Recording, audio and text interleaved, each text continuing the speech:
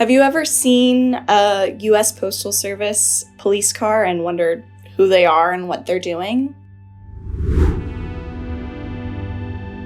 The U.S. Postal Service most frequently investigates mail fraud under 18 U.S.C. 1341. So, in mail fraud cases, there are two elements. There has to be an intent to defraud and the use of a postal service or other carrier. In 1994, Congress expanded mail fraud to include any mail carrier, not just the United States Postal Service. So FedEx, UPS, anything that ships counts as a mail carrier. Mail fraud is most closely associated to wire fraud and the fact that there has to be an intent to defraud and there must be some fraudulent activity that has to occur. So it doesn't necessarily mean that the mail fraud is the main part of the case. It can merely be incidental to the case. One of the most famous and well-known mail fraud cases is the Ponzi scheme, where Charles Ponzi took financial investors' money and used them to pay other financial investors. And this scheme went on for quite some time until he was finally found out, and the federal government brought 86 counts of mail fraud against Charles Ponzi. Other mail fraud cases can include scammers pretending to be the IRS or other government agencies, or even charitable organizations trying to scam you out of money. Like other white-collar crime cases, mail fraud has a number of things that will impact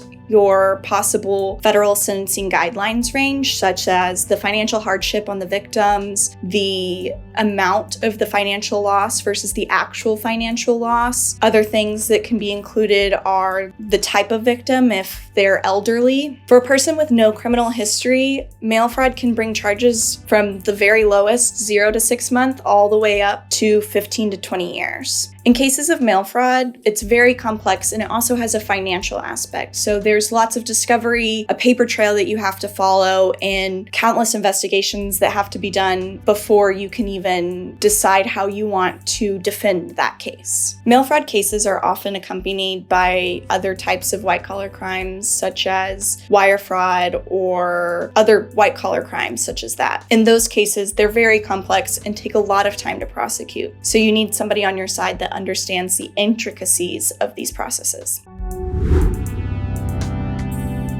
Thanks for watching. If you have any questions, leave them down in the comments below. Otherwise, you can find us at versestexas.com for more information.